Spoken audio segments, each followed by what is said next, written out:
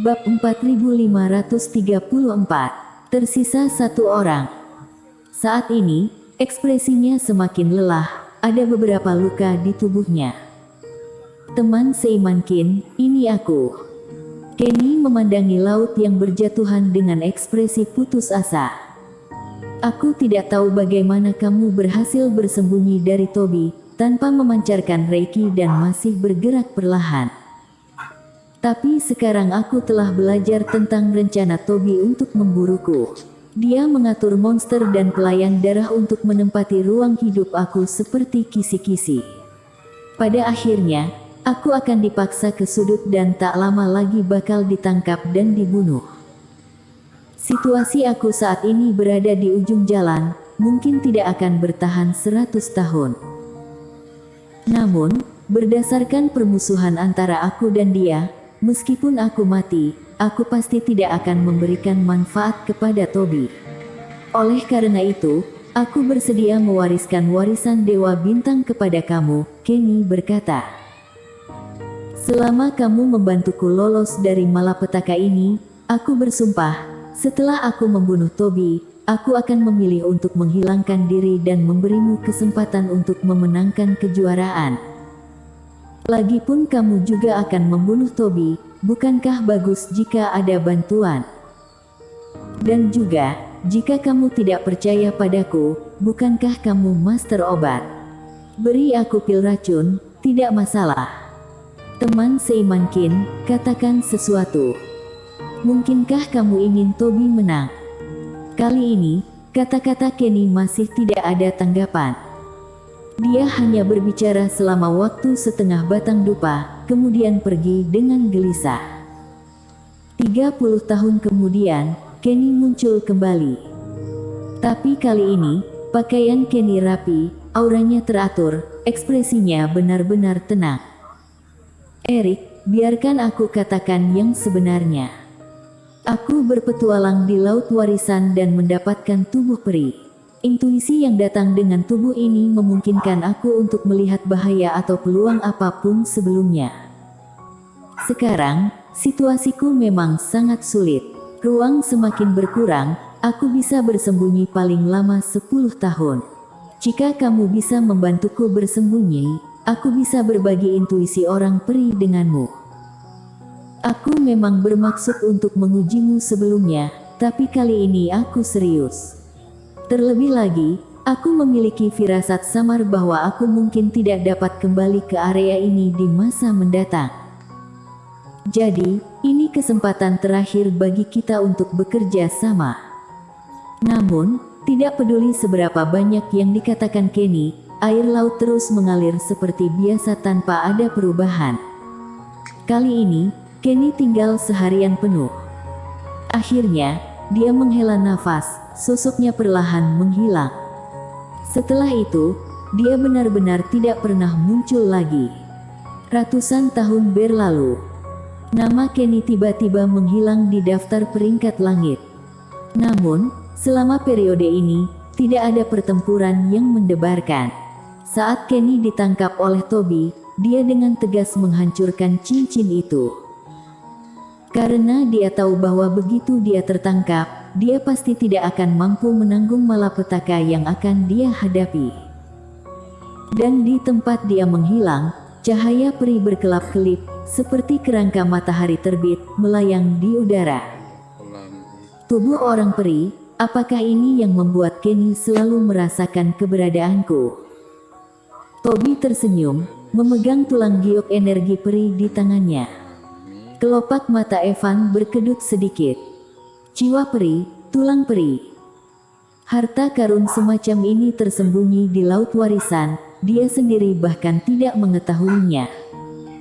Dan Toby mendapatkan jiwa peri dari Mulia dan tubuh peri dari Kenny.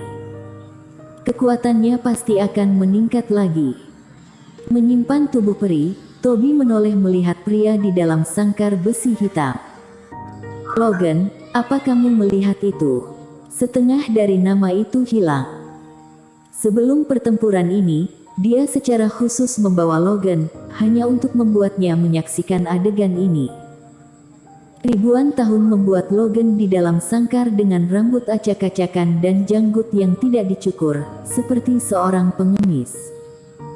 Tetapi saat dia mendengarnya, dia menggelengkan kepala sambil tersenyum aneh.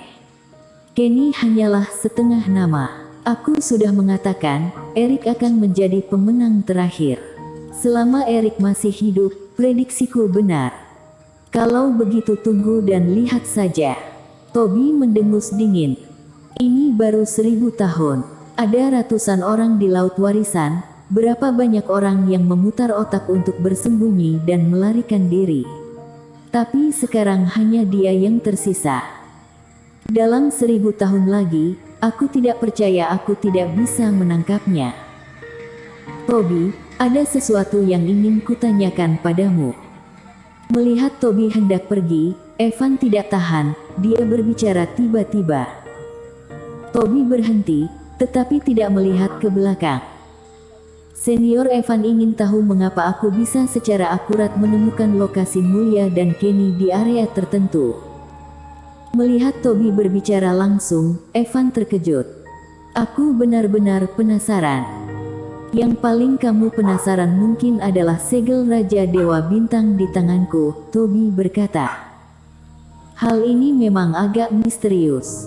Dikombinasikan dengan jiwa peri dan tubuh peri, tidak ada seorang pun di dunia ini yang dapat membunuhku, termasuk kamu. Jadi kamu menemukan Eric, aku akan membunuh Eric. Setelah itu, kamu dan aku akan berpisah. Termasuk aku. Menatap sosok Toby yang menghilang, Evan menyipitkan matanya. Toby begitu percaya diri, kekuatan apa yang terkandung dalam segel Raja Dewa Bintang. Ratusan tahun telah berlalu. Eric bangun sekali lagi, dia melihat ke bawah ke tangannya. Di ruang pemurnian obat, dia telah berlatih selama lebih dari 20.000 tahun, tetapi penuaan jiwa dewa tidak begitu cepat. Seperti yang aku duga, kecepatan penuaan jiwa dewa aku konsisten dengan dunia luar, bukan dengan tempat ini. Meskipun aku berlatih di sini selama 100.000 tahun, tetap tidak akan mengurangi masa hidup dan mati. Maka rencana selanjutnya, memang ada kemungkinan untuk mencapainya. Eric bergumam, lalu bangkit dan santai seperti biasa. Eric tidak mendengar sedikit pun perkataan Kenny kepadanya bertahun-tahun yang lalu. Meskipun teknik batu awan melindungi kerohanian seseorang, suara eksternal masih dapat disalurkan ke dalamnya. Namun, Eric berada di kedalaman laut, dan Kenny memiliki kepribadian yang berhati-hati. Sejak awal hingga akhir tidak berani menyelam ke dalam laut darah. Di seberang lautan dalam, Eric tidak mungkin bisa mendengar apa yang dikatakan Kenny. Tapi kalaupun dengar, dengan kepribadiannya, dia tidak akan mengambil risiko mengganggu kekuatan suci untuk membicarakan kerja sama dengan Kenny. Karena di mata Eric, wanita ini tidak bisa dipercaya. Dari 3 kali kunjungan Kenny, sudah bisa melihat semuanya.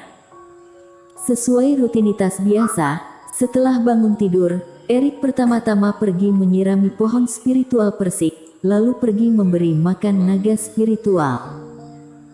Selama bertahun-tahun, pohon spiritual persik tumbuh semakin kuat, dengan dedaunan hijau subur dan vitalitas. Meski tidak semegah di Pulau Peluang sebelumnya, pohon baru yang tumbuh dari dahan ini seperti versi miniatur, semuanya ada. Adapun naga spiritual kecil telah berkembang pesat selama bertahun-tahun, ukurannya sudah mendekati ular naga, 10 meter lebih. Namun, meskipun dia telah tumbuh dewasa, tapi masih ada sifat kekanak-kanakan, dia sangat bergantung pada Eric, hampir seperti orang tuanya. Hanya saja, dengan tubuh sebesar itu, tidak realistis untuk masuk ke pelukan Eric dan menggaruknya. Dia hanya bisa membelai lengan Eric seperti bayi, dan menikmati sentuhan Eric di kepalanya.